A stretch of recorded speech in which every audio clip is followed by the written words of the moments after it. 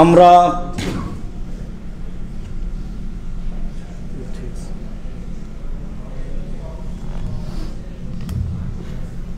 পেশাব পায়খানার পরে পানি দিয়ে পবিত্রতা অর্জন করি।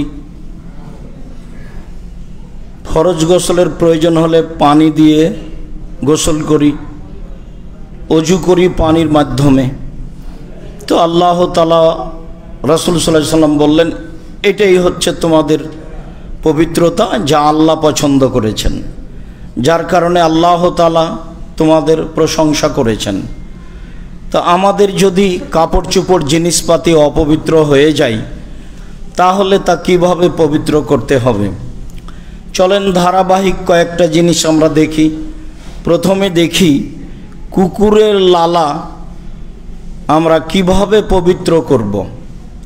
যদি কুকুর আমাদের পাত্রে মুখ দেয় তাহলে। আবু হুরায়রা রাদিয়াল্লাহু তাআলা আনহু বলেন, রাসূল সাল্লাল্লাহু আলাইহি ওয়াসাল্লাম বলেছেন, ইযা শারিবাল কালবু মিন আহাদিকুম ফালইগসিলহু সাবা মাররা। তোমাদের কোনো পাত্রে যদি কুকুর মুখ দেয় তাহলে তাকে 7 বার ধৌত করতে হবে। 7 বার কেন বললেন, কি রহস্য তা আল্লাহই ভালো জানেন। পরের হাদিসের পরে আমরা আলোচনা করি কিছু। আবু হুরায়রা রাদিয়াল্লাহু তাআলা আনহু বলেন, রাসূল সাল্লাল্লাহু আলাইহি ওয়াসাল্লাম বলেছেন, তহুরু ইনায়া আহাদিকুম ইযা বালাগাল কালবু ফিহি। তোমাদের পাত্রে যদি কুকুর মুখ দেয় তাহলে তাকে পবিত্রতার মাধ্যম হচ্ছে ফালইগসিলহু সাবা মাররা, পাত্রটি 7 বার ধৌত করতে হবে। উলাহুন্না বিত্তুরাব, 7 প্রথম হলো মাটি দিয়ে। অনেক বর্ণনা এসেছে ওখরাহুন্না বিত্তুরাব, অন্যথায় শেষের বারে হবে মাটি দিয়ে। সম্মানিত দিনী ভাই বোন, রহস্য মূলত আল্লাহ রাসূলই ভালো জানেন। মানুষ তল্লাশি চালালে কিছু হয়তো বা আঁচ করতে পারে। বিদ্বানগণ অনেক কিছুই বলেছেন, তাতে বলেছেন এমন কোনো মাধ্যম নেই যে মাধ্যম দিয়ে একবার ধুইলে কুকুরের লালার যে একটা জীবাণু রয়েছে সেটা শেষ হয়ে যাবে, তা হবে না। 6 বার পানি দিয়ে ধুইলে কুকুরের লালার জীবাণু শেষ হবে না, যতক্ষণ পর্যন্ত তা মাটি দিয়ে মেজে ধৌত না করা হয়েছে। তাহলে মাটি ছাড়া অন্য কোনো মাধ্যম দিয়ে কি হবে? হতেও পারে। তবে রাসূল সাল্লাল্লাহু আলাইহি সাল্লামের যুগে সাবান ব্যবহার হতো। সাবানের কথা হাদিসে এসেছে, কিন্তু তিনি সাবানের কথা উল্লেখ করেননি। হয়তোবা কুকুরের লালার মধ্যে যে জীবাণু আছে সেইটাকে পরিষ্কার করার একমাত্রই মাধ্যম মাটি। কেননা তিনি এক সময় বললেন অন্তত প্রথমবার মাটি দিয়ে মাজতে হবে, এক সময় বললেন অন্তত শেষের বার মাটি দিয়ে মাজতে হবে। 7 বারের শুরু অথবা শেষ মাটি হতে হবে বলে রাসূল সাল্লাল্লাহু আলাইহি সাল্লাম বলেছেন। অবশ্য হাত অপবিত্র হয়ে গেলে তাকে মাটিতে মেজে নিয়ে ধুয়ে নেওয়ার জন্য বলেছেন, তখনও তিনি মাটির কথাই উল্লেখ করেছেন অন্য কোনো মাধ্যম থাকলেও। আমরা রাসূল সাল্লাল্লাহু আলাইহি সাল্লামের কথা এই পর্যন্ত রেখেই বলি যে তিনি যেভাবে বলেছেন সেভাবেই মেনে নেওয়া ভালো। পৃথিবীর এক শ্রেণীর মানুষ বিদ্বানদের মাধ্যমে অবগত হয়েছেন যে 3 বার ধৌত করলেই হবে। 3 বারের কথা আল্লাহ রাসূল পাত্রের ব্যাপারে, কাপড়ের ব্যাপারে ব্যবহার করেননি। অজুর সময় তিনি হাত 3 বার ধোয়ার কথা বলেছেন, পা 3 বার, কুলি 3 বার, নাকে 3 বার পানি দেওয়ার কথা বলেছেন। তবে কাপড়ে অপবিত্রতা লেগে গেলে 3 বার ধুয়ে নিতে হবে এমন কথা মুহাম্মদ সাল্লাল্লাহু আলাইহি সাল্লাম বলেননি। তারা কিছু এইভাবে বলেছেন যে আবু হুরায়রা রাদিয়াল্লাহু তাআলা আনহু বলেন আল্লাহর নবী বলেছেন 7 বার, অথচ আবু হুরায়রা রাদিয়াল্লাহু তাআলা আনহু নিজেই কুকুরের লালা লেগে গেলে তা তিনি 3 বার ধুয়েছেন। তিনি নিজে কি কাজ করেছেন আমরা সেটা ভাবতে চাচ্ছি না, তার বর্ণনা কতটুক বিশুদ্ধ সেটাও ভাবতে চাচ্ছি না। হবে যারা আলো বলেছে চৌকুস মানুষ হলেন আব্দুল্লাহ ইবনে মাসউদ, সচেতন হুঁশিয়ার বিজ্ঞ ফকিহ জ্ঞানীগুণী মানুষ হলেন আব্দুল্লাহ ইবনে মাসউদ, আব্দুল্লাহ ইবনে উমর। 7 বারের কথা তো তারা বলেননি। আবু হুরায়রা রাদিয়াল্লাহু তাআলা আনহু বলেছেন তিনি হলেন সহজ সরল সাধারণ ঘরের মানুষ, তার ফারাসাত বুঝের প্রশস্ততা জ্ঞানের প্রশস্ততা তেমন লম্বা নয়, এ বলে তারা অনেক মন্তব্য করতে চেয়েছেন। সাহাবীর ওপরে কোনো মন্তব্য করে শরীয়ত প্রযোজ্য করা আমরা কখনো বৈধ মনে করিনি।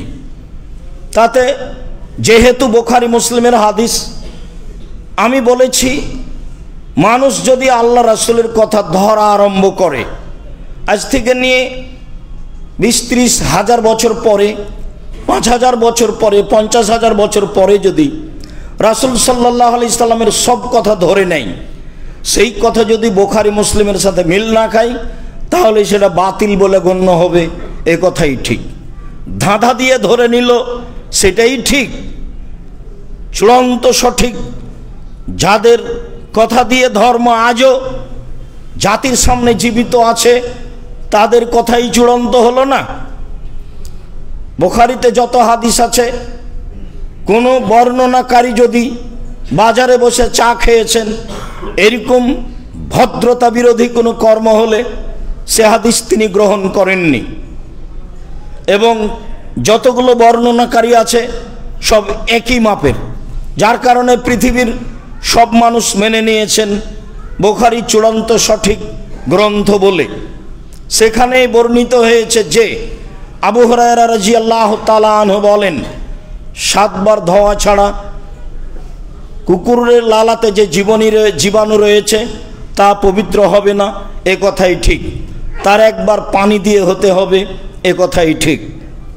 আব্দুল্লাহ ইবনে উমর রাদিয়াল্লাহু তাআলা আনহু বলেন কানাতিল কিলাবু তুকবালু ওয়া তুদবিরু ফি মসজিদে রাসূলুল্লাহ সাল্লাল্লাহু আলাইহি সাল্লাম ফি জামানে রাসূলুল্লাহ সাল্লাল্লাহু আলাইহি সাল্লাম ওয়া লাম ইয়াকুনু ইয়ারশুনা ফি যালিকা শাইআন। রাসূলের যুগে কুকুর মসজিদে নববীতে এক দিক দিয়ে ঢুকতো আর এক দিক দিয়ে বের হতো। আজ না হয় স্বর্ণের মতো করে তৈরি করা আছে মসজিদে নববী, সেদিন ছিল বিগত একদিনে বুঝেছি যে মসজিদে নববী কেমন ছিল।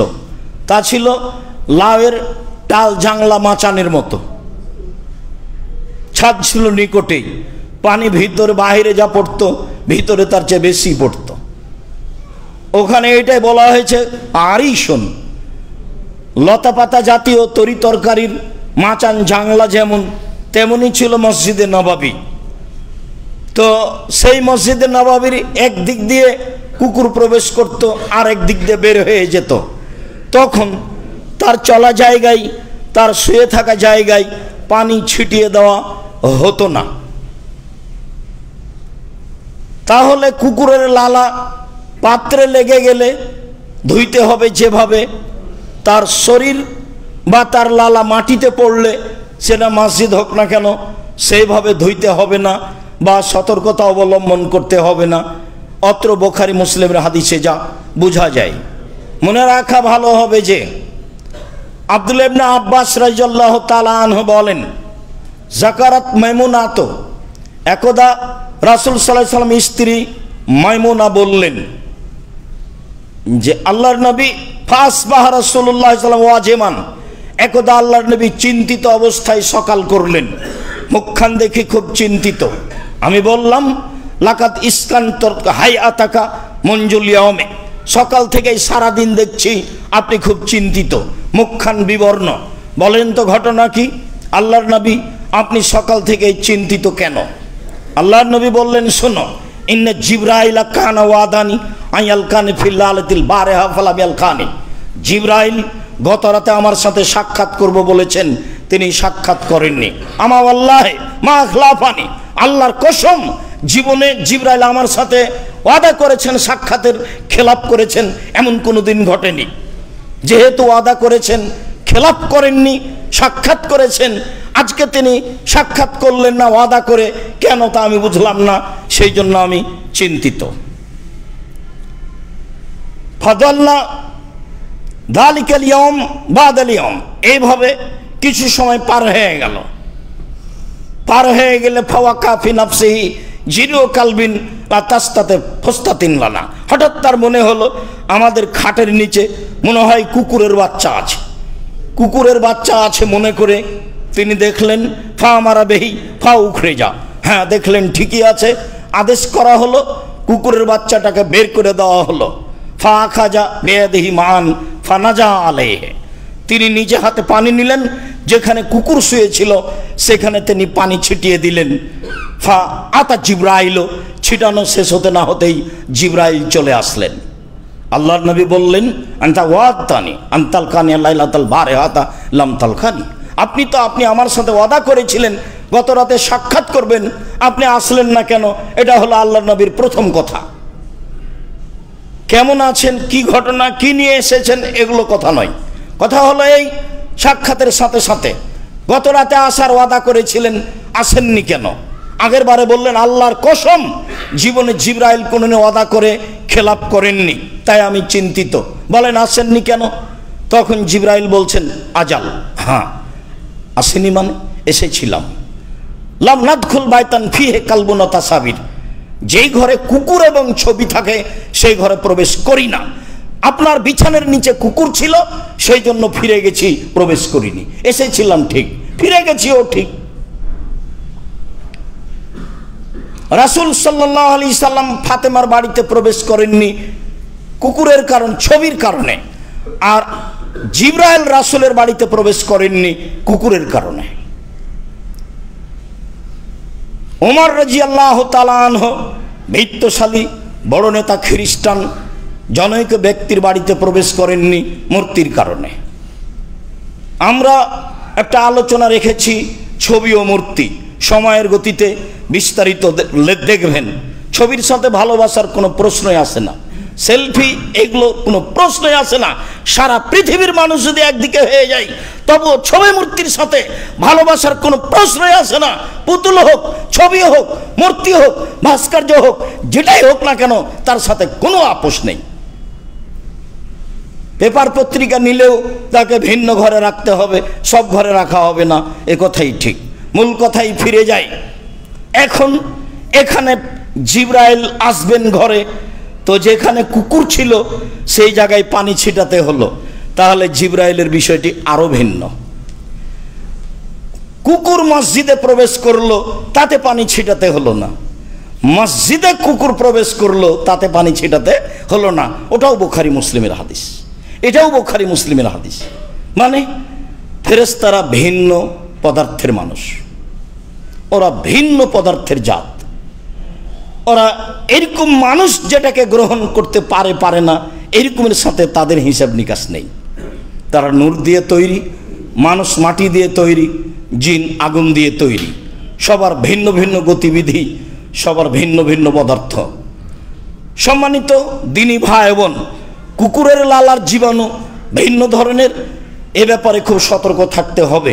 তবে কুকুরে কাপড় ছুঁয়ে নিলে অজু নষ্ট হয় না। কুকুর যদি কোনো জায়গায় বসে থাকে, তাহলে সেই জায়গা অপবিত্র হয়ে গেছে এমন বোঝা যায় না বুখারী মুসলিমের হাদিসে, কেননা সেখানে আল্লাহর নবী পানি ছিটিয়ে দিলেন না। কিন্তু যেখানে কুকুরের বাচ্চা ছিল বিছানার নিচে, সেখানে তিনি নিজে হাতে পানি ছিটালেন। অবশ্যই কোনো রহস্য কারণ রয়েছে। চলেন পরের কথাই যাই। পেশাব, পেশাব থেকে পবিত্রতা অর্জনের ব্যাপার।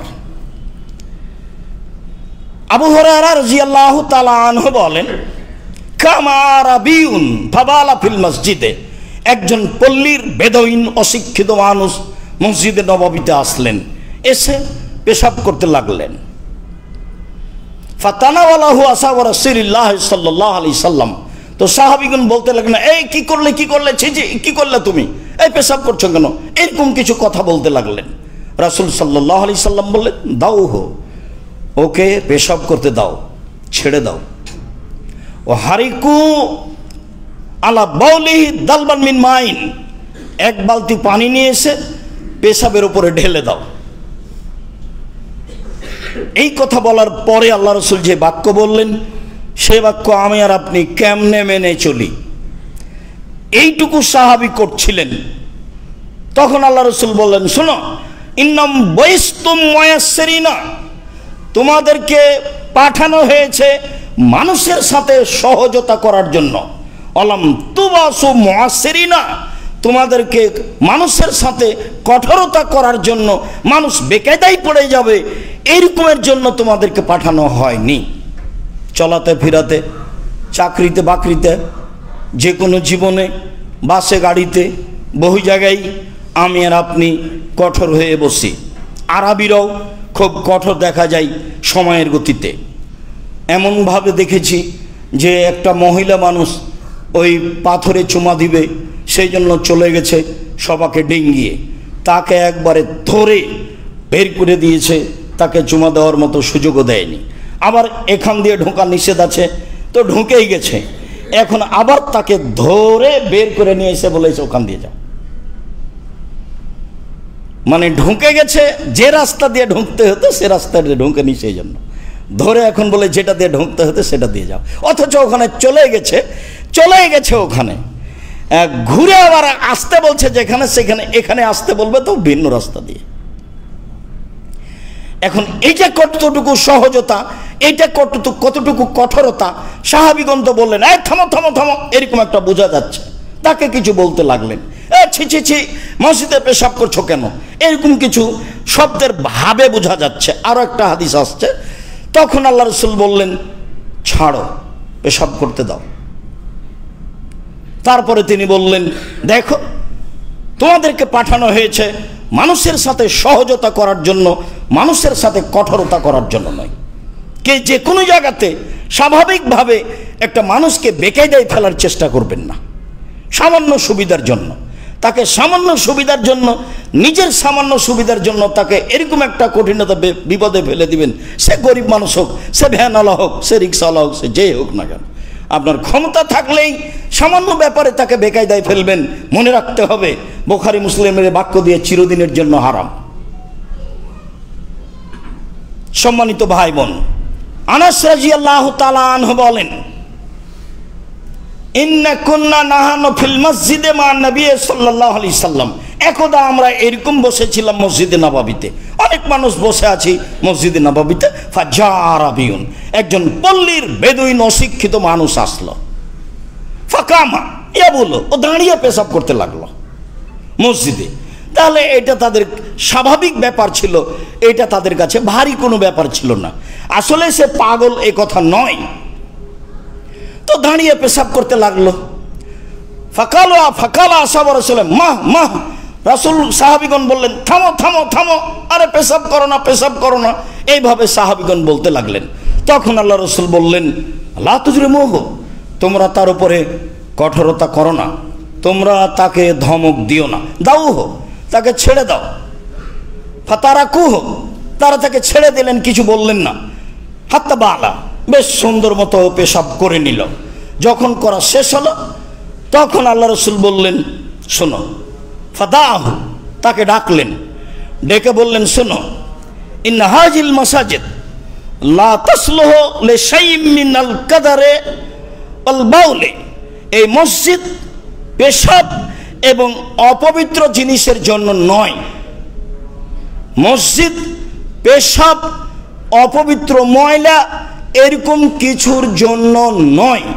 এই কথা বলার পরে তিনি বলছেন, ইন্নামা হিয়া, নিশ্চয় মসজিদ সমূহ, লিযিকরিল্লাহি, এক আল্লাহকে ডাকার জন্য।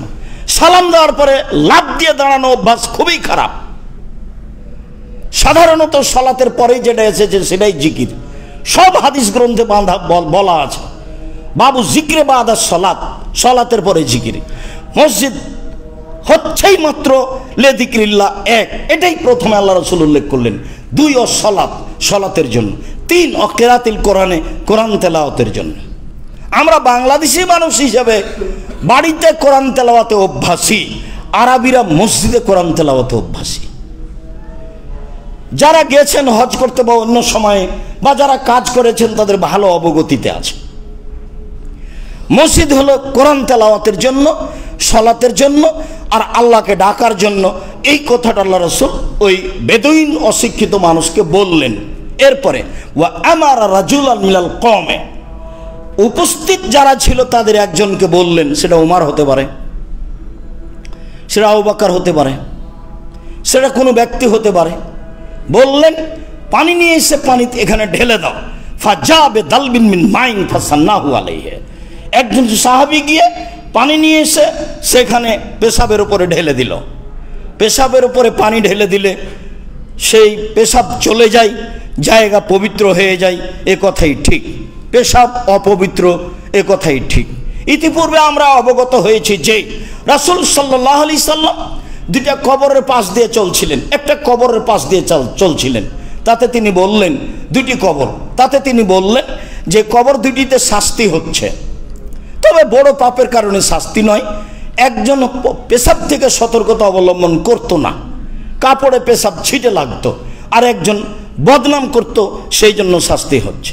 মানুষের পেশাব ভয়াবহ, এ কথাই ঠিক। মানুষের পেশাবের কারণে কবরে শাস্তি হবে, এ কথাই ঠিক। মানুষের পেশাব কাপড়ে লেগে গেলে তার পবিত্রকরণ বিষয়টি অতীব জরুরি, এ কথাই ঠিক। চলেন এখানের লম্বা কথা না বলি।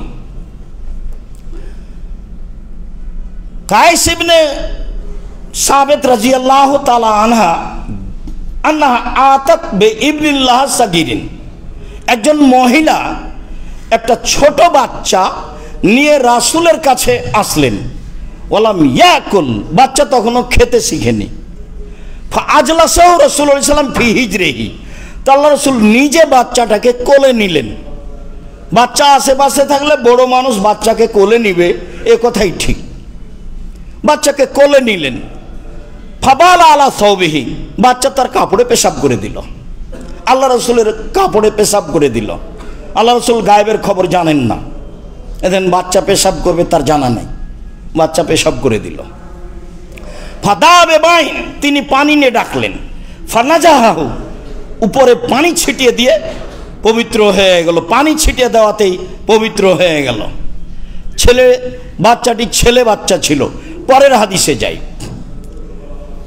লোবাবা বিনতে হারিস রাদিয়াল্লাহু তাআলা আনহা বলেন যে কানাল হুসাইন ইবনে আলীন ফি হিজরে রাসূলুল্লাহ সাল্লাল্লাহু আলাইহি ওয়াসাল্লাম, একদা আলীর ছেলে হুসাইন নানার কোলে নাতি ছিলেন। ফাবালা আলা সাওবিহি, নাতি নানার কোলে পেশাব করে দিল। তিনি বলছেন, মহিলা বলছেন, আমি বললাম যে ইলবাস সাওবান, আপনি আরেকটা কাপড় পরেন। ওয়া আতিনি জারাকা, আপনার লুঙ্গিটা খুলে দেন। লাগসিলাহু, আমি একটু ধুইয়ে দিই। তখন আল্লাহ রাসূল বললেন, শোনো, ইন্নামাল ইগসালু মিন বাউলিল জারিয়া, মেয়ে সন্তান হলে তার পেশাব ধুইতে হয়। ও ইউনাসাহ লে বাউলিল গোলামে, আর ছেলে সন্তান হলে তার পেশাবের উপরে পানি ছিটিয়ে দিতে হয়। আগের বাক্য মনে রাখবেন। বাচ্চাটি খেতে শিখেনি, ওলাম ইয়াকুল, এখনো খেতে শিখেনি। আমরা যেটা আগে থেকে জানি সেটা ঠিক আছে। উল্লেখ্য যে পৃথিবীর ভারত, বাংলাদেশ, পাকিস্তানের প্রায়ই মানুষ, শতকরা 95 জন যারা মুসলিম হিসেবে, তাদের জোরালো কথা যে ছেলে হোক মেয়ে হোক কাপড়ে পেশাব করলে তাকে ধুয়ে ফেলতে হবে। আর বুখারী মুসলিমের হাদিস পরে আর একটা এসেছে, রাসূল সাল্লাল্লাহু আলাইহি সাল্লাম বলছেন, ইন্নামা ইগসালু মিন বাউলিল জারিয়া, নিশ্চয় মেয়ের পেশাব ধুয়ে দিতে হবে। তারপরে বলছেন ওয়া ইউরাসসু মিন বাউলিল গোলামে, আর ছেলের পেশাবে পানি ছিটিয়ে দিতে হবে। সব সহিহ হাদিস একাধিক। এরপরেও যেভাবে ধর্ম মানা হয়, ধর্ম মানার গতিতে ভারত, বাংলাদেশ, পাকিস্তানের 95% জন মানুষ বিদ্বানদের মুখে যা শুনে থাকেন তা হলো এই যে ছেলে মেয়ের পেশাব সমান, উভয় ধুয়ে দিতে হবে। রাসূল সাল্লাল্লাহু আলাইহি সাল্লাম যা বলেছেন তাতে ছেলে মেয়ের পেশাব সমান নয়। খেতে শিখার পূর্ব পর্যন্ত, ছেলে সন্তান খাওয়ার পূর্ব পর্যন্ত তার পেশাবে পানি ছিটিয়ে দিতে হবে। মেয়ে সন্তান খাক আর না খাক, জন্মের পর কাপড়ে পেশাব করে দিলে সে কাপড় ধুয়ে ফেলতে হবে, এ কথাই ঠিক। এটা অত্র হাদিসের প্রথম কথা। দ্বিতীয় কথা হচ্ছে এই যে আল্লাহ রাসূলকে বললেন লুঙ্গি খুলে দেন। আব্দুল রাজ্জাক সাহেব, আপনি লুঙ্গি পরেন কেন? আসলে পরতে ভালো লাগে, এই জন্য রাস্তাঘাটে সব দেশেই। আমি এর সাথে যে অন্য কোনো কারণে এমনটা করি না, মূলত ভালো লাগে এই জন্য।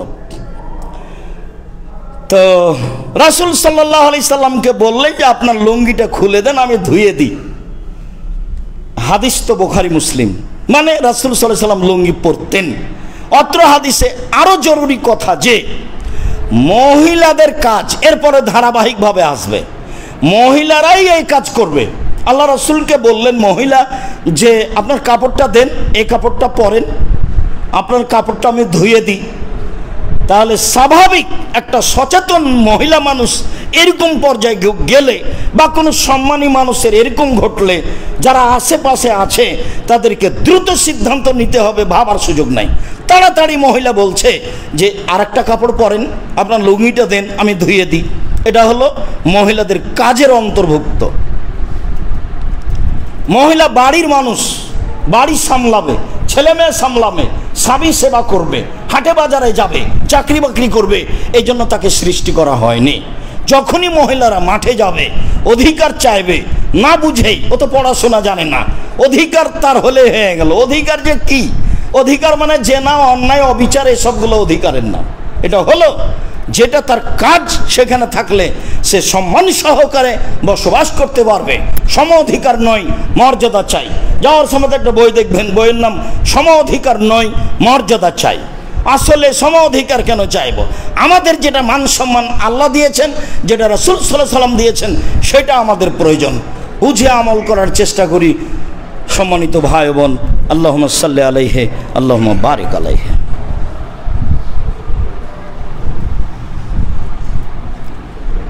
আলহামদুলিল্লাহ ওয়াহদা, আসসালাতু ওয়াসসালামু আলা মান লা নাবিয়্যা বাদা। আবু হুরায়রা রাদিয়াল্লাহু তাআলা আনহু বলেন,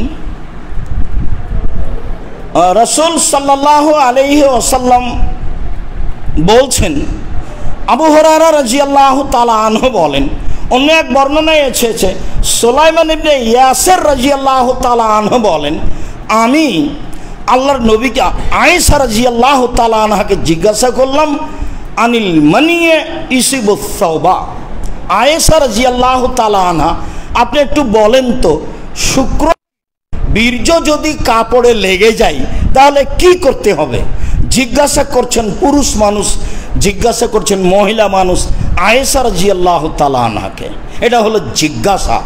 তখন আয়েশা রাদিয়াল্লাহু তাআলা আনহা বলেন, কুনতু আগসিলু মিন সাবে রাসূলিল্লাহ সাল্লাল্লাহু আলাইহি ওয়াসাল্লাম, আমি শুক্রকীট রাসূলের লুঙ্গি থেকে ধুয়ে দিতাম। সুম্মা আখরাজাল আল মসজিদ, তারপর তিনি ওটা পরে মসজিদে যেতেন। অল আসার ফি সাওবিহি, আমি যে ধুয়ে দিয়েছি, যেই জায়গাটাতে বীর্য লেগেছিল ওই জায়গাটা যে আমি ধুয়ে দিয়েছি, তো এখন কাপড়টা পরে যাচ্ছে, তো দূর থেকে দেখা যাচ্ছে যে ওই জায়গাটা ধুয়ে দিয়েছি, তার মানে পানিতে ভিজা আছে, আঁচ করা যাচ্ছে। সম্পূর্ণ কাপড় ধুয়ে ফেলতে হবে এ কথা নয়, এগুলো সব শিরকের অন্তর্ভুক্ত। একেবারে বিছানা ধুয়ে ফেলতে হবে, বিছানায় নাকি বাদ পড়ে গেছে, চাদর কাঁথা বালিশ যা ছিল সব, এগুলো সব শিরকি আকীদা। এটা হিন্দুদের দেশ ছিল এক সময়, যার কারণে বহু নিয়ম নীতি মুসলমান হওয়ার পরেও হিন্দুদের নীতি আমাদের মাঝে চালু আছে। আয়েশা রাদিয়াল্লাহু তাআলা আনহা বলেন, আমি নিজে হাতে রাসূলের ওই কাপড়টা ধুয়ে দিলাম, এবার তিনি কাপড় পরেই মসজিদে যাচ্ছেন চাদর, ওই যে দেখছি যে ধোয়ার চিহ্নটা লেগে আছে। মহিলা মানুষ তার পারিবারিক বিষয়টি কন্ট্রোল করবে, এ কথাই ঠিক। এ হাদিস বুখারী মুসলিমের। আয়েশা রাদিয়াল্লাহু তাআলা আনহা বলেন, কুনতু আফরগু আল মানিয়া মিন সাওবি রাসূলিল্লাহ সাল্লাল্লাহু আলাইহি সাল্লাম, আমি আল্লাহ রসুলের কাপড়ে লঙ্গিতে শুক্রকীট লেগে গেলে নখ দিয়ে খুঁটরিয়ে ফেলে নখ দিয়ে এভাবে ডলা দিয়ে ছেড়ে দিতাম। সুমাইয়া সিল্লফিয়ে, তারপরে তিনি তাতে সালাত আদায় করতেন। উল্লেখ্য যে যদি যে কোনো অপবিত্র কাপড়ে লেগে গিয়ে যদি শুকিয়ে যায় তাহলে আর ধোয়া লাগবে না, আর যদি সেটা ভিজা থাকে তাহলে ধোয়া লাগবে। বাচ্চা প্যানে পেশাব করে দিয়েছে, হাতে হাতে ধুইতে হতো, গন্ধ থেকে যাবে না ধুইলে। যদি না ধোয় শুকিয়ে যায় তাহলে আর ধোয়া লাগবে না, সেই কাপড় পরে সালাত আদায় করতে পারবে। মহিলা মানুষের কাপড়ে বাচ্চা পেশাব করে দিয়েছে, তখনই ধুয়ে ফেলতে হবে, নইলে গন্ধ আছে। যদি না ধোয় থেকে যায় তাহলে সেই শাড়িতে সালাত আদায় করতে পারবে, কোনো সমস্যা নেই। রাসূল সাল্লাল্লাহু আলাইহি সাল্লামের কাপড়ে শুক্র বীর্য লেগে যেত, শুকিয়ে যেত, আমি হাত দিয়ে ডলে দিতাম, ছিলে দিতাম, সরিয়ে দিতাম, তিনি সেই কাপড়ে সালাত আদায় করতেন। সম্মানিত দিনী ভাই বোন, বিষয়টি আমাদের জন্য অতীব জরুরি। দিন রাত ছেলে মেয়ে নিয়ে, আহাল পরিবার নিয়ে, পেশাব পায়খানা নিয়ে খুব ভালোভাবে মনে থাকে যেন অপবিত্র ধুয়ে পরিষ্কার করতে হবে, এ কথাই ঠিক। আজকের আলোচনা অপবিত্রকে পবিত্রকরণ কিভাবে করা যায় তার ধারাবাহিকভাবে আসছে। এখন আমরা শুক্রকীটে আছি, এই দিয়ে আমরা বলছি যে যে কোনো অপবিত্র কিছু লেগে গেলে যদি ভিজা থাকে ধুয়ে দিতে হবে, যদি শুকিয়ে যায় কোনো ময়লা লেগে থাকলে সরিয়ে দিতে হবে, অন্যথায় সে পবিত্রতার অন্তর্ভুক্ত, অন্যথায় তা পবিত্রতার অন্তর্ভুক্ত। এই নিয়ে আর দুশ্চিন্তা ভোগ করতে হবে না, কি যে হয় কি যে হলো, কি যে হয় কি যে হলো, এরকম কোনো হিসাবে এখানে রাখতে হবে না। তারপরের চলেন যাই, ঋতু, হায়েজের রক্ত। আসমা বিনতে আবি বকর রাদিয়াল্লাহু তাআলা আনহা বলেন, কালাত ইমরাতুন, একজন মহিলা আল্লাহ রাসূলকে বলছে, আল্লাহর নবী, আর আইতা এহদানা এজা আসাবা সাওবাহা দাম মিনাল হাইজে, আমাদের কাপড়ে যদি ঋতুর রক্ত লেগে যায় কাইফা তাসনাও, তাহলে আমরা কি করব? মহিলা কি করতে পারে? আমাদের কাপড়ে যদি ঋতুর রক্ত লেগে যায় তাহলে আমরা কি করতে পারি, আমরা কি করব? তখন রাসূল সাল্লাল্লাহু আলাইহি ওয়াসাল্লাম বলছেন, এদা আসাবা সাওবা এহদা কুন্না আল দাম মিনাল হাইজে, তোমাদের কাপড়ে যদি কারো ঋতুর রক্ত লেগে যায়, তোমাদের কাপড়ে যদি কারো ঋতুর রক্ত লেগে যায়, ফাল তাকরেসহু, সেজন্য নখ দিয়ে খুঁটে খুঁটে তা সরিয়ে দেয়, সুম্মাল তানজেহু, তারপরে পানি তার উপরে ছিটিয়ে দেয়, সুম্মাল তুসাল্লি ফিহে, তারপরে সেই কাপড়েই সালাত আদায় করবে। তাহলে আগের আলোচনা আবার ফিরিয়ে নিয়ে আসতে হবে। যদি ঋতুর রক্ত লেগে থাকে, কাঁচা হয়ে থাকে, শুকিয়ে না যায়, ভিজা দেখা যায়, তাহলে তা ধুইতে হবে। তখন ধোয়াটা হলো আঙ্গুল দিয়ে ভালো করে করে ডলে ধুইতে হবে, আর যখন শুকিয়ে গেছে তখন আঙ্গুল দিয়ে ডলে দিতে হবে, তারপরে পানি ছিটিয়ে দিতে হবে, তারপরে তাতে সালাত আদায় করে নিতে হবে। তবে ঋতুর রক্ত অপবিত্র, এ কথাই ঠিক। ধারাবাহিকভাবে যা চলছে সবই অপবিত্র, এ কথাই ঠিক। সম্মানিত দিনী ভাই বোন, মহিলাদের ঋতুর রক্তের ব্যাপারে রাসূল সাল্লাল্লাহু আলাইহি সাল্লাম এভাবে বললেন, যদি শুকিয়ে যায় তাহলে নখ দিয়ে ডলে দিবে, তাতে সালাত আদায় করবে, কোনো সমস্যা নেই। যদি ভিজা থাকে তাহলে তা ভালো করে ধুয়ে ফেলতে হবে, তারপরে তাতে সালাত আদায় করবে, কোনো সমস্যা নেই। তবে পবিত্রতার মাধ্যমে হচ্ছে এটাই। যেহেতু আমাদের দেশে আমরা চামড়ার কাজ করি না, প্রথম বৈঠক হয়েছে কি? যেহেতু আমরা চামড়ার কাজ করি না, কাজে এটা বুঝি না। তবে সাল্লাল্লাহু আলাইহি সাল্লাম বলছেন এভাবে।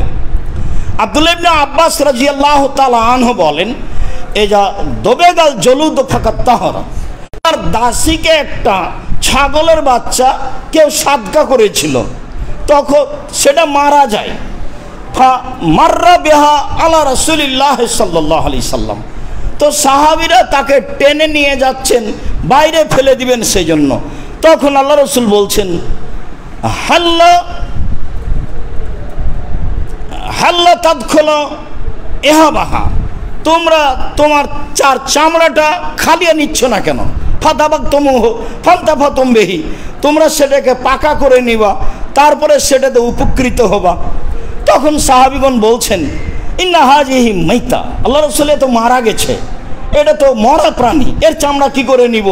তখন আল্লাহ রাসূল বলছেন যে হুররিমা আকলুহা, এটা খাওয়া হারাম, তার চামড়া বৈধ। যদিও আমাদের দেশে মানুষ বলে যে এত বড় গরুটাই মারা গেল, সেটাই সহ্য হবে আর চামড়াটাই সহ্য হবে না, বা চামড়া খুলে নিলে আরও পাঁচজন খারাপ দৃষ্টিতে দেখবে যে অবাক মানুষ মরা গরুটাকে খালিয়ে চামড়া নিয়ে নিল। রাসূল সাল্লাল্লাহু আলাইহি সাল্লাম এভাবে বলছেন। মাইমুনা রাদিয়াল্লাহু তাআলা আনহা বলেন, মারা রিজালুন মিন কুরাইশিন, কুরাইশের কিছু লোক রাসূলের সামনে দিয়ে যাচ্ছিলেন, এজুরু সাআতান কালহে মারে, ওরা একটা ছাগল টেনে নিয়ে যাচ্ছিল, গাধা মারা গেলে যেভাবে টেনে নিয়ে যায়, তা আল্লাহ রাসূলের সামনে দিয়ে টেনে নিয়ে যাচ্ছে। তা আল্লাহ রাসূল বলছেন যে কি ব্যাপার, তোমরা এভাবে টেনে নিয়ে যাচ্ছ কেন? তোমরা ওর চামড়া খালিয়ে নাও, তা দিয়ে তোমরা উপকৃত হবে। তখন সাহাবীগণ বলছেন, এ মারা গেছে। তখন রাসূল সাল্লাল্লাহু আলাইহি সাল্লাম বলছেন, ইউতাহিরু আল মাউ ওয়াল কারাদু, পানি এবং সালাম নামক গাছের পাতা, সালম নামক গাছের পাতা, পানি এবং সালম নামক গাছের পাতা দিয়ে একে পবিত্র করা যাবে, কোনো সমস্যা নেই। রাসূল সাল্লাল্লাহু আলাইহি সাল্লামের স্ত্রী সাউদা রাদিয়াল্লাহু তাআলা আনহা বলেন, কানাত লানা শাতুন, আমাদের একটা ছাগল ছিল, ফামাতাত, সাউদা বলছেন আল্লাহ রাসূলের স্ত্রী, আমাদের একটা ছাগল ছিল, ছাগলটি মারা গেল, ফাদাবাগনা মাসকাহা, আমরা তার চামড়াটা পাকা করলাম। মানে মহিলা মানুষ নিজে বলছে, আমরা তার চামড়াটা পাকা করলাম।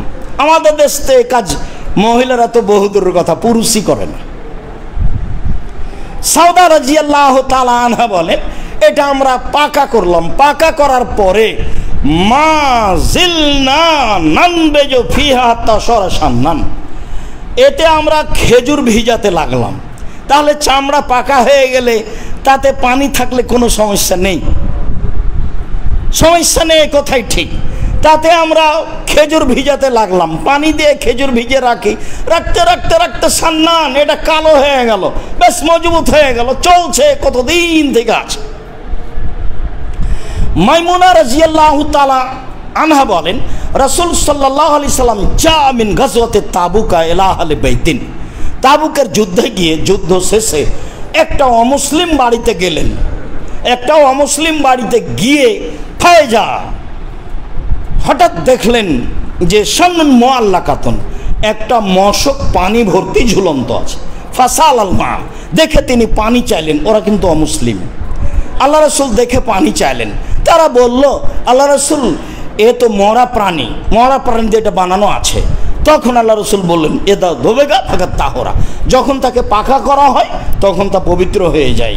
তাহলে চামড়া যদি পাকা করা হয় সেটা পবিত্র হয়ে যায়, তখন তাতে অপবিত্রতার আর কিছু থাকে না, চলে না। এবার জুতা স্যান্ডেলে যদি পেশাব পায়খানা ময়লা কিছু লেগে যায় তাহলে কি হবে?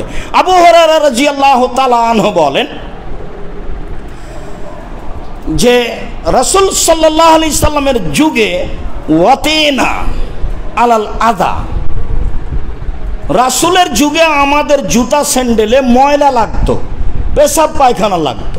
তাহলে রাসূল বলছেন, ইন্না তুরাবা ইউতাহিরুল্লাহ, নিশ্চয় পানি মাটি তাকে পবিত্র করে দিবে। আমার জুতাতে যে ময়লা লেগেছে, আমি যখন হাঁটতে থাকবো তখন পবিত্র মাটির ওপর দিয়ে হাঁটলে এই অপবিত্র জুতা থেকে সরে যাবে, এই কথা মুহাম্মদ সাল্লাল্লাহু আলাইহি সাল্লাম বলেন। তাহলে পানি দিয়েও পবিত্রতা অর্জন করা যায়, মাটি দিয়েও পবিত্রতা অর্জন করা যায়। এই যে এ হাদিসে স্পষ্ট বোঝা যায় জুতা স্যান্ডেল অপবিত্র হয়, তা আমি যে কোনো পদ্ধতিতে পবিত্র করতে পারি, তবে জুতা স্যান্ডেল পায়ে দিয়ে চললে তাতে কোনো সমস্যা নেই, সেটা পবিত্র হয়ে যায়। আবু হুরায়রা রাদিয়াল্লাহু তাআলা আনহু বলেন, নুসাল্লি মা রাসূলিল্লাহ সাল্লাল্লাহু আলাইহি সাল্লাম আলা নাতাওয়াদ্দা বিল মাউতে, আমরা জুতা স্যান্ডেল পরে, পায়ে হাঁটার পরে সেই জুতা স্যান্ডেল পরেই সালাত আদায় করেছি, ওযু করিনি।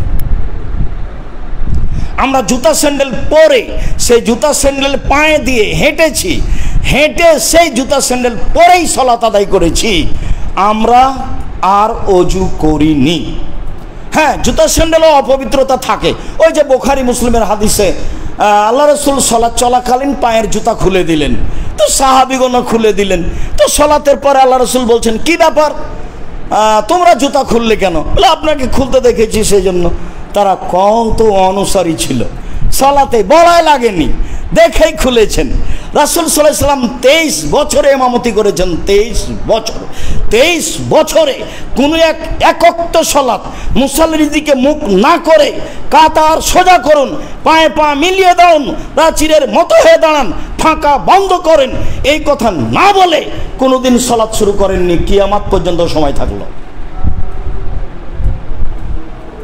দেশের পাশের দেশের শতকরা 95, 98, 99 জন ইমাম একামত চলছে, ওই দিকেই মুখ করে আছে।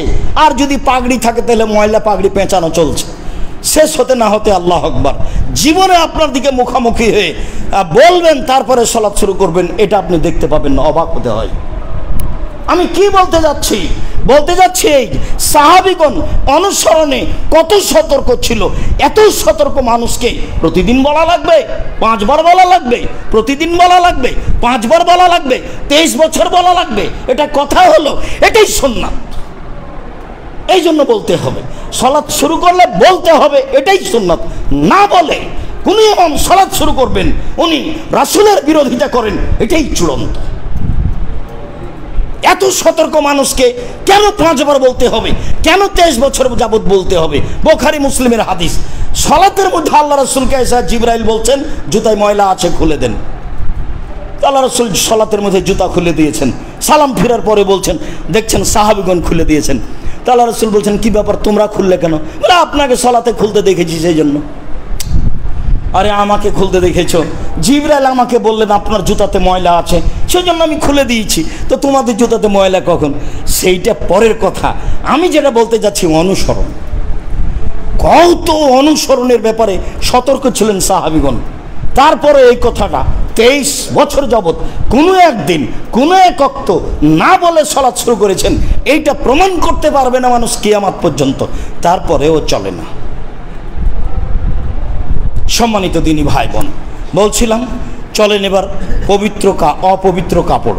আমরা কাছাকাছি চলে আসছি। অপবিত্র কাপড় অপবিত্র হয়, এ কথাই ঠিক। ঋতুর কারণে হোক, শুক্রকের বীজের কারণে হোক, পেশাবের কারণে হোক, পায়খানার কারণে হোক, বাচ্চার ছেলের কারণে হোক, ময়লা মাটি অপবিত্র মাটির কারণে হোক, হয়, এ কথাই ঠিক। কালাত ইমরাতুন লি উম্মে সালমা, উম্মু সালমা রাদিয়াল্লাহু তাআলা আনহা একজন মহিলা বলছেন, শোনেন উম্মু সালমা, ইন্না উতিল জাইলি, আমার আঁচল লম্বা। তারা কি শাড়ি পরতেন? কেন বলছেন আমার আঁচল লম্বা? জি না, শাড়ি পরতেন না, চাদর পরতেন, চাদর গায়ে দিতেন। এখনো যারা হজ সফরে যাবেন, যারা ইরাকের মহিলা দেখবেন বিশাল চাদর এভাবে বুকের সাথে জড়িয়ে নিয়ে হাঁটছে। উমরাতে গিয়ে দেখেন এইরকমই চাদর। এই চাদরে ছিল আপনার ফুফুর, আপনার খালার, আপনার মায়ের। আজ থেকে 10, 15, 20 বছর আগে রাস্তায় হাঁটলে, রাস্তায় কোনো মানুষ দেখলে এভাবে দাঁড়াতেন সরে। ভুলে যাচ্ছেন নাকি? তারপরে যখন রাস্তা থেকে লোকটা চলে যেত, তখন আপনার ফুফু আবার রাস্তায় হাঁটতেন। এটা তো আমারই কতদিন দেখলাম আমার ফুফুকে সাথে নিয়ে আমাদের বাড়িতে আসছি, তখন আমার খালাদের সাথে নিয়ে আমি বাড়িতে এসেছি, আমার মনে নাই। আমার ফুফুকে না আমাদের বাড়িতে আসতেন, আমি আসতাম, আরও কে আসতো, এটা আমার মনে পড়ে। আমার ফুফু আমাদের বাসায় আসলে আমার দাদি বেঁচে আছেন না আছেন কোনো কথা নেই, এত স্বাধীন, যা ইচ্ছা তাই করবেন, রান্না বান্না যা তাকে ভালো লাগে, কেউ কিছু বলতে পারবে না। তার ভাবিরা, আমার মা, আমার চাচি, কেউ কিছু বলতে পারবে না। তা আমার ফুফুকে নিয়ে আমি বহুদিন এসেছি। এটাই চাদর। ইনি উতিল জাইলি, আমার গায়ের চাদর লম্বা। ও আংসি আলাল কাদারে আলাল মাকানিল কাদারে, আমি অপবিত্র জায়গা দিয়ে হাঁটি, আমি অপবিত্র জায়গা দিয়ে হাঁটি। তখন উম্মে সালমা বলছেন ইতাহেরুহা মা বাদাহু, যে অপবিত্র জায়গা দিয়ে হেঁটেছো এর পরে যে পবিত্র জায়গা আছে সেইটা তোমার কাপড়কে পবিত্র করে দিবে। মানে কাপড়টা তাহলে মাটিতে ছেঁচলে লেগে যেত। পায়জামাই পরে আছে আপনার আমার মেয়ে হাঁটু পর্যন্ত উপরে, দেখা আর একটা মানুষ ঢুকবে পায়জামার ভিতর দিয়ে, আর একটা মানুষ ঢুকবে। ঢং যখন উল্টে যায়, গার্জেন যখন অচল হয়, অভিভাবক যখন অচল হয়, তখন লাগামবিহীন চলে পরিবার। যার কারণে মালিক জানতে পারলো না শিষ্টাচার কি জিনিস। মেয়ে যে এত ফাঁকা পায়জামা পরে আছে সে বুঝতে চায় না। চাদর মাটিতে ছেঁচড়ে যায় হেতুই তিনি বলছেন যে আমার আঁচল লম্বা, অপবিত্র জায়গা দিয়ে হাঁটি, তো আঁচল তো অপবিত্র হয়, তাহলে কি হবে? তখন উম্মে সালমা বলছেন আল্লাহর নবী বলেছেন পরের মাটি এই চাদরকে পবিত্র করে দিবে। একজন মহিলা রাসূল সাল্লাল্লাহু আলাইহি সাল্লামের দরবারে এসে বলছেন ইন্নাল্লাহ তারিকান ইলাল মসজিদ মুনতানিতান, আল্লাহ রাসূল মসজিদ আমাদের বাড়ি থেকে মসজিদ যাওয়ার রাস্তাটা অপবিত্র। আল্লাহ রাসূল আমাদের বাড়ি থেকে মসজিদ যাওয়ার রাস্তাটা অপবিত্র। কাইফা নাসনাউ ইযা মুতিরনা, বৃষ্টির সময়তে আমরা কি করব? বৃষ্টির সময়তে কি করব? মানা ফালো, বৃষ্টির সময়তে কি করব? তখন আল্লাহ রাসূল বলছেন আলাইসা বাদা যালিকা আতিয়াব মিনহা, রাস্তায় চলতে চলতে ভালো রাস্তা কি তারপরে হবে না? কালাত বালা, জি হ্যাঁ হবে, সবই তো মাটি, পাকা তো আর নয়। তো অপবিত্র রাস্তার পরে কি পবিত্র রাস্তা হবে না? হ্যাঁ হবে। তখন আল্লাহ রাসূল বলছেন হাজি হেবে হাজেহি, এইটা ওটাকে পবিত্র করে দিবে, এইটা ওইটাকে পবিত্র করে দিব, এইটা ওইটাকে পবিত্র করে দিব। অপবিত্রতা তিনবার ধৌত করতে হবে কাপড়কে, এর প্রমাণ নেই। কাপড়কে আপনি ধৌত করবেন আপনার রুচিতে। রুচি যদি সন্দেহযুক্ত হয়, যাকে বলা হয় কি অসসা, তাহলে তার আপনি কাপড় ধুইতেই পারবেন না। আপনি এতে টয়লেটে থেকে যাবেন কয়েক ঘন্টা। যখনই বের হবেন তখনই মনে হয় ইন্না লিল্লাহ, আমার কাপড়ে মনে হয় ছিটা পেশাব লেগেছে, আমার কাপড়টা মনে হয় এদিকে লেগে গেল, ঠেকে গেল, কাপড়টা মনে হয় টয়লেটেতে ঠেকে গেছে। আপনাকে শয়তান মেরে ফেলে দিবে, আপনাকে শয়তান ধরেছে। আপনি একবার ধুয়ে নিয়ে মনটা যদি খুব বেশি চায়, মনে হয় পেশাব লেগেছিল ভালো হলো কিনা, অপবিত্র কিছু লেগেছিল ভালো হলো কিনা, আর একবার ধুয়ে নেন। দিয়ে এখন শয়তান যা বলেন একটা মানবেন না, শয়তান যা বলেন একটা মানবেন। বলবে আপনি শয়তানকে বলবেন কাপড় ধুবো না, ময়লা লেগে থাক, যা যা সর, কাপড় ধুবো না, যা, পেশাব লেগে থাক তবু ধুবো না, পায়খানা লেগে থাক তবু ধুবো না, তুই সর এখান থেকে। ও আপনাকে মেরে ফেলে দিবে যদি অসহায় একবার আপনার ভিতরে ঢুকে। তাহলে আপনি জিন্দগিতে আর পবিত্রতা অর্জন করতে পারবেন না। 40 কদম কি 40 ঘন্টা পরে আপনি পবিত্রতা অর্জন করতে পারবেন। শয়তান ধরেছে ওকে, যার না মানুষে বলে ভূতে ধরেছে। কাজে এই পথই বাতিল। 3 বার ধৌত করতে হবে এ কথা আল্লাহ রাসূল বলেননি। ধুইতে হবে একবার, এটাই ঠিক। আপনার রুচিতে না কুলালে আর একবার ধরেন, সেটা ভিন্ন কথা। 5 বার 7 বার ধুইতে হবে এ কথা আল্লাহ রাসূল বলেননি। পেশাব পায়খানা লেগে যাও, কাপড় যদি মাটি দিয়ে ঘেঁষে যায় তাহলে পবিত্র হয়ে যায়, এ কথাই রাসূল সাল্লাল্লাহু আলাইহি ওয়াসাল্লাম বলেছেন। পবিত্রতা অর্জন করতে গিয়ে আপনাকে আর আপনার স্ত্রীকে শয়তান যেন বেকায়দায় না ফেলে। আপনার ছেলের পেশাবে, আপনার মেয়ের পেশাবে, পেশাব পায়খানার দুর্গন্ধে, এগুলো যেন আপনাকে বেকায়দায় না ফেলে। অতীব জরুরি আলোচনা ছিল আমাদের। পেশাব পায়খানা লেগে গেছে, শুকিয়ে গেছে, আর কোনো সমস্যা নেই। সম্মানিত দিনী ভাই বোন, না রাসূলুল্লাহ সাল্লাল্লাহু আলাইহি সাল্লাম আন লুবসে জলদি সেবায়ে, হিংস্র প্রাণীর চামড়া অপবিত্র। হিংস্র প্রাণীর চামড়া যদি পোশাকে থাকে সে পোশাক ব্যবহার করা হবে না। হিংস্র প্রাণীর চামড়া যদি জুতা স্যান্ডেলে থাকে তাহলে সে জুতা স্যান্ডেল ব্যবহার করা হবে না। আল্লাহ রাসূল আমাদেরকে নিষেধ করেছেন হিংস্র প্রাণীর চামড়া ব্যবহার করতে এবং হিংস্র প্রাণীকে বাহন হিসাবে ব্যবহার করতে, বা হিংস্র প্রাণীর চামড়া বাহনে ব্যবহার করতে নিষেধ করেছে। অপবিত্রতার আলোচনা আমরা এই কয়েকটি আলোচনা পেশ করলাম। 8-9টা ধারাবাহিক রয়েছে। যদি আপনার কোনো জায়গায় অস্পষ্টতা থেকে যায় তাহলে আপনি পরবর্তীতে বললে আমরা সেই বিষয়ে স্পষ্ট করার চেষ্টা করব ইনশাআল্লাহ।